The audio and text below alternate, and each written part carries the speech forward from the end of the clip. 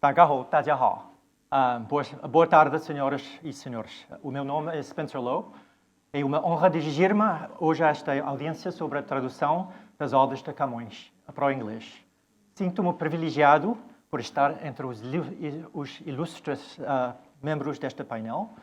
O Dr. Zhang e o Dr. de Saavedra dedicaram partes das suas carreiras profissionais ao estudo de Camões. As minhas qualificações são ser um falante nativo de inglês e um aprendiz e admirador da língua portuguesa. Como canadiano de ascendência euroasiática, nascido em Singapura, criado em parte em Hong Kong, educado em França e no Canadá, sou moldado e fascinado pela diversidade cultural e linguística.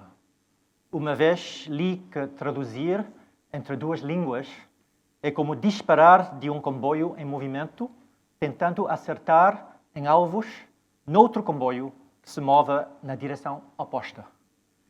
As línguas e as suas práticas e preferências literárias mudam e evoluem ao longo do tempo, muitas vezes seguindo direções diferentes. Por esta razão, proponho estruturar a minha apresentação hoje em três partes. Primeiro, a história da tradução de Camões para o inglês, incluindo as suas obras. Segundo, os desafios intrínsecos de traduzir Camões para o inglês. Por fim, gostaria de compartilhar alguns exemplos de como Camões e as suas obras foram traduzidos para o inglês. Então, a história. O português é frequentemente descrito como a língua de Camões. E o Camões inglês, portanto, seria ninguém menos que William Shakespeare. Quando Shakespeare nasceu em 1564, Camões já tinha 40 anos e, coincidentemente, vivia aqui em Macau. Quando Camões morreu, Shakespeare tinha apenas 16 anos e passariam mais 9 anos antes que ele começasse a escrever suas principais obras. Entre um e outro, há a diferença de uma geração, mas ambos representam figuras imponentes do período renascentista de cada país e ambos vieram para a fase final dessa época cultural que chegou relativamente tarde à Inglaterra, vinda do continente europeu. A primeira tradução da obra de Camões para inglês foi, naturalmente, a dos Lusíadas. Esta foi traduzida por Sir Richard Fanshawe em 1655, isto é, 75 anos após a morte de Camões. Fanshawe era um diplomata inglês e serviu num período muito turbulento. A Guerra Civil Inglesa começou em 1642 e o rei Carlos I foi executado em 1649 e em 1655 a Inglaterra era governada como uma república.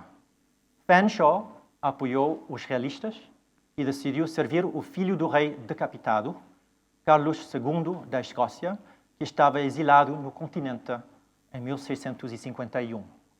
Fanshawe era um talentoso linguista que falava espanhol e italiano e foi embaixador de Carlos II na Espanha, de 1650 a 1654. Em 1655, Portugal ainda estava em guerra com a Espanha para manter a sua independência após o fim da União Ibérica em 1640. O facto de Fanshawe ter decidido introduzir, nesse momento, o épico nacional de Portugal para inglês e, portanto, de interesse histórico e um momento significativo nas relações anglo-portuguesas. Fanshawe traduziu os Lusíadas para os dísticos heróicos ingleses, uma forma de verso popular na época e que Shakespeare usava extensivamente. Ao aderir à estrutura e narrativa do poema, ele também visava capturar a sua beleza narrativa, a sua beleza poética e profundidade filosófica. Dessa forma, Fanshawe ajudou a estabelecer a reputação de Camões como um grande poeta europeu. Esta foi a primeira tradução do épico a ser feita fora da Península Ibérica e o primeiro grande intercâmbio literário entre Portugal e Inglaterra. Aqui está como Fanshawe traduziu a estrofe de abertura de Os Lusíadas.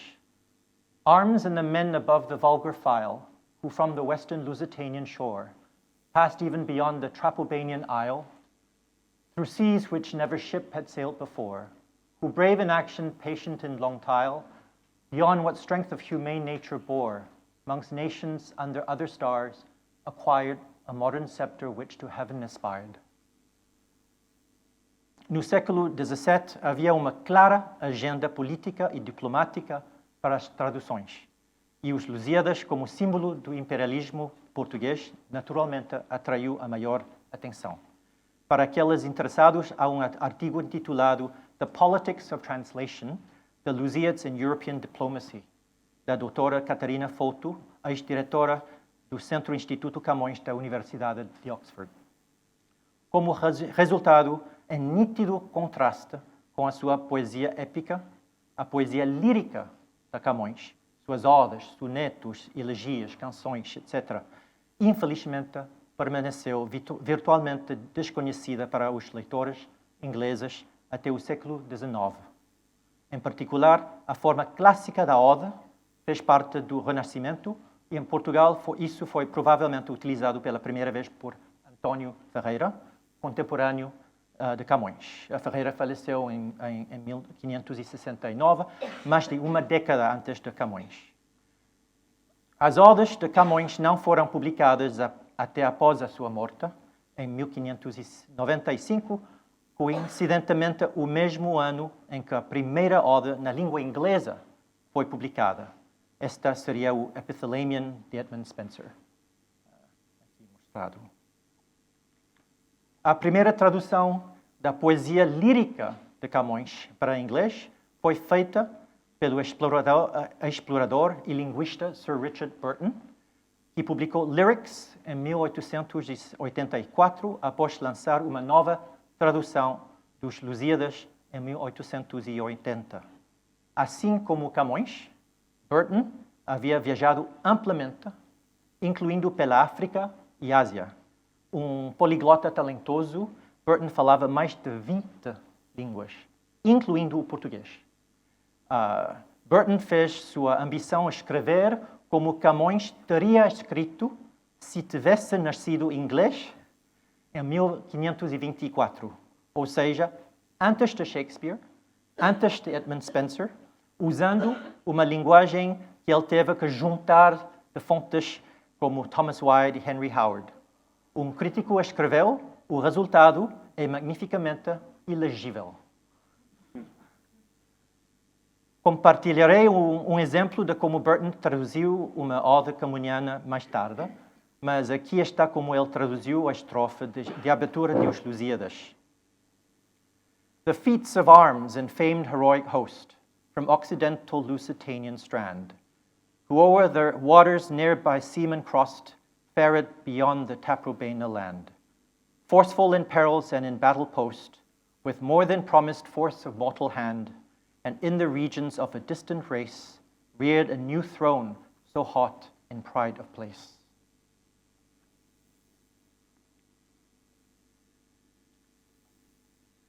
Traduzidas pela primeira vez para inglês no século XIX, as odes de Camões foram traduzidas novamente no século XXI por Landic White, que publicou The Collected Lyrics of Luís de Camões em 2008.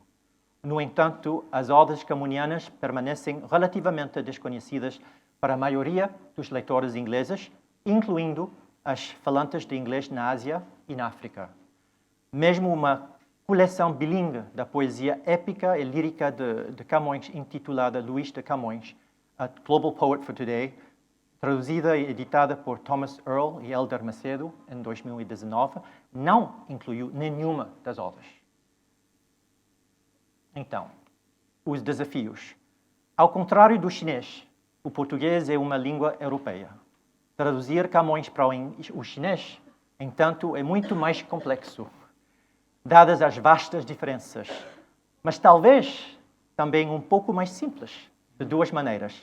Em primeiro lugar, não faz sentido emular a forma de verso da poesia de Camões, então há mais liberdade estrutural. Em segundo lugar, a escolha de palavras em chinês não é limitada pela constante tentação de encontrar uma correspondência etimológica próxima. No entanto, existem dois aspectos principais dos desafios de traduzir as obras de Camões para o inglês: poético e linguístico. Os aspectos poéticos. Dos desafios poéticos, gostaria de destacar dois aspectos: a escolha de forma e o tratamento das referências culturais.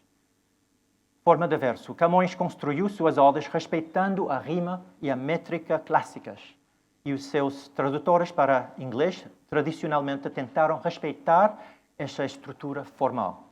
Mesmo que tenham utilizado uma estrutura diferente, ainda assim tiveram que contorcer a tradução em inglês para se adequar à forma desejada.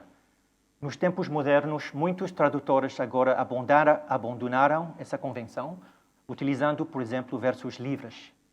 Na sua coleção de 2019 da poesia de Camões, o tradutor Thomas Earl optou por usar verso livre. Referências culturais. Camões estava imerso na cultura clássica e as suas obras fazem constantes referências à mitologia grega e romana. Isso lhe permitiu criar alusões e piadas astutas que seriam facilmente compreendidas por um leitor educado na época dela. Para os leitores portugueses hoje, essas referências continuam a ser ensinadas às crianças na escola e talvez contribuam para o motivo pelo qual alguns jovens portugueses acham o estudo de Camões um tanto tedioso. Para os leitores de inglês de hoje, essas referências são geralmente perdidas na tradução também, pois o nível de conhecimento geral sobre a mitologia grega e romana muitas vezes é bastante rudimentar. Para não perder a riqueza contextual da obra de Camões, alguns tradutores recorrem a extensas notas de rodapé para permitir que os leitores interessados compreendam melhor as referências e alusões.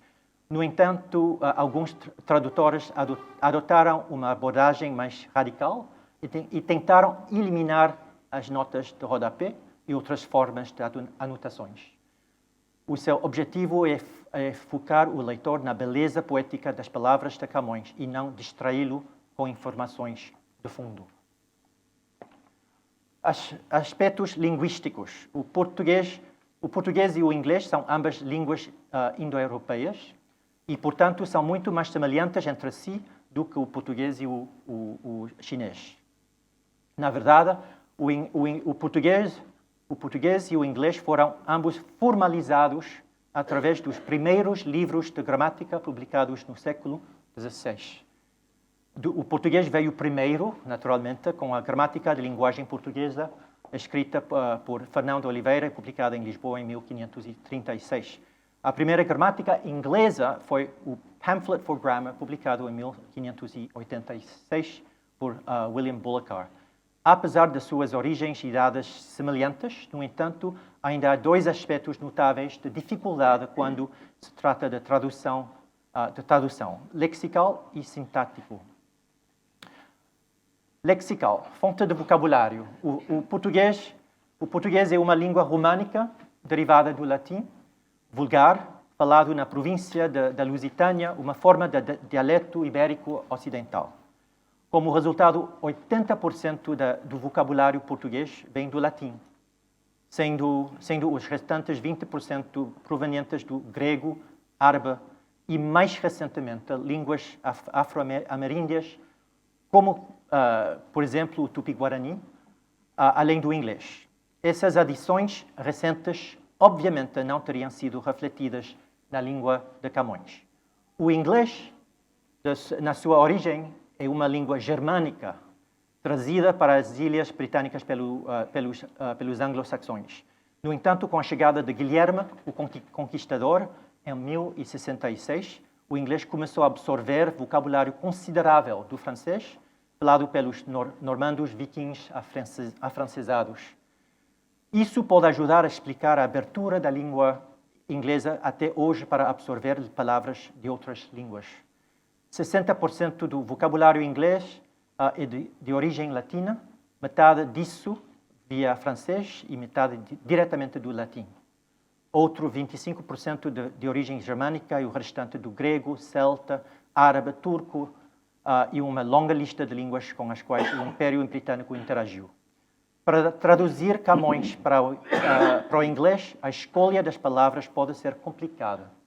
A tentação seria escolher uma palavra semelhante com uma raiz latina, mas embora isso possa existir em inglês, pode não ser comumente usado ou ter as mesmas conotações.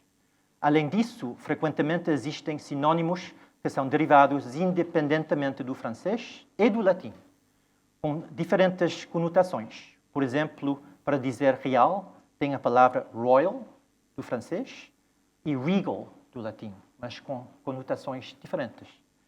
Por fim, a poesia em inglês geralmente favorece palavras mais curtas, e estas são principalmente de origem germânica.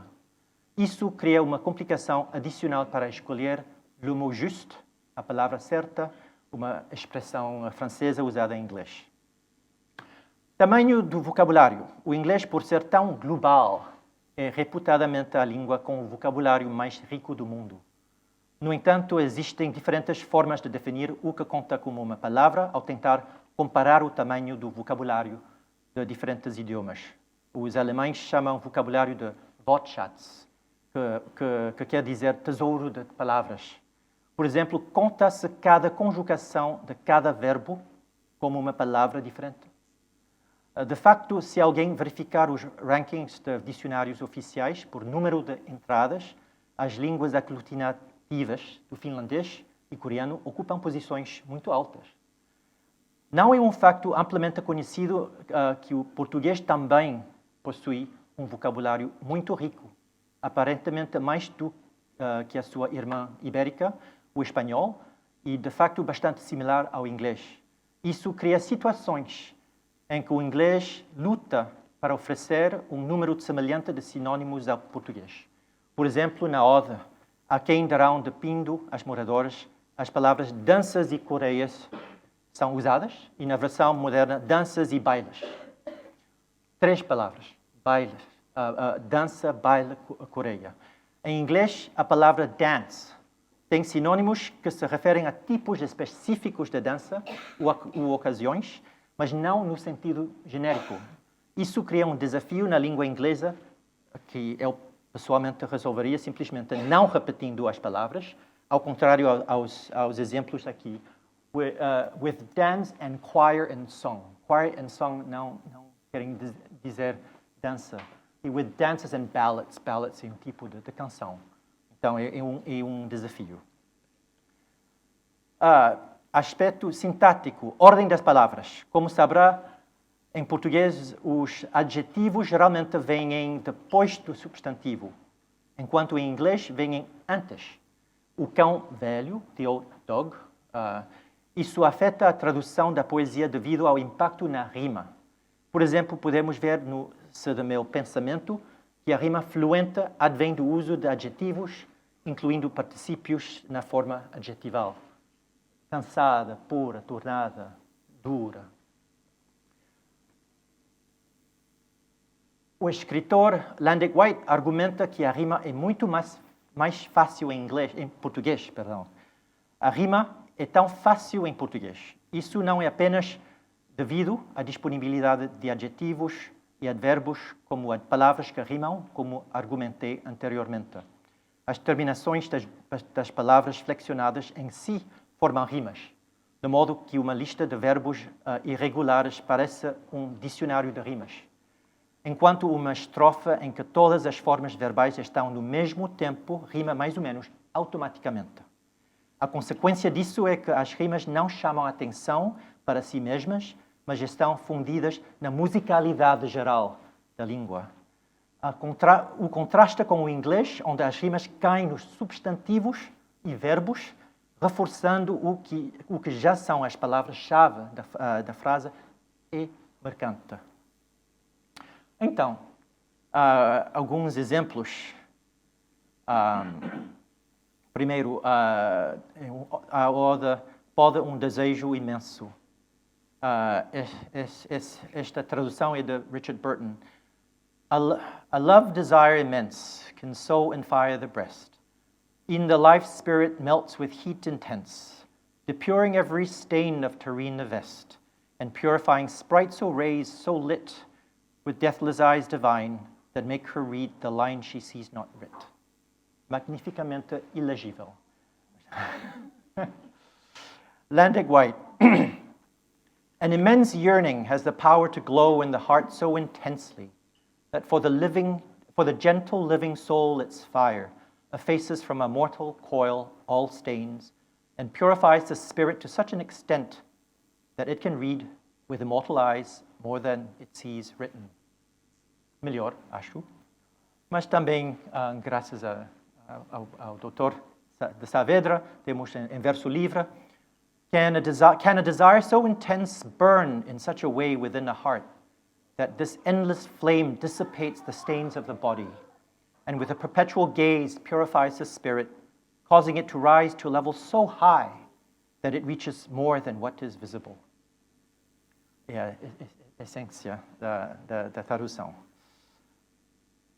Gostaria de concluir voltando novamente no tempo para a primeira tradução inglesa de Camões por Sir Richard Fanshawe em 1655. Em 1660, a monarquia foi restaurada na Inglaterra e o rei Carlos II retornou a Londres do seu exílio no continente europeu. Com 30 anos na época, jovem, ele precisava de uma esposa. Em 1662, casou-se com a princesa portuguesa Catarina de Bragança, filha do rei João IV, que assim como Carlos II, havia sido restaurado ao trono real. Talvez como uma recompensa, Fanshawe foi nomeado embaixador em Portugal em 1662, um posto digno para o primeiro tradutor de Camões para o inglês. Um outro facto interessante, o rei atualmente no trono da Inglaterra é o rei Carlos III. Muito obrigado pela atenção.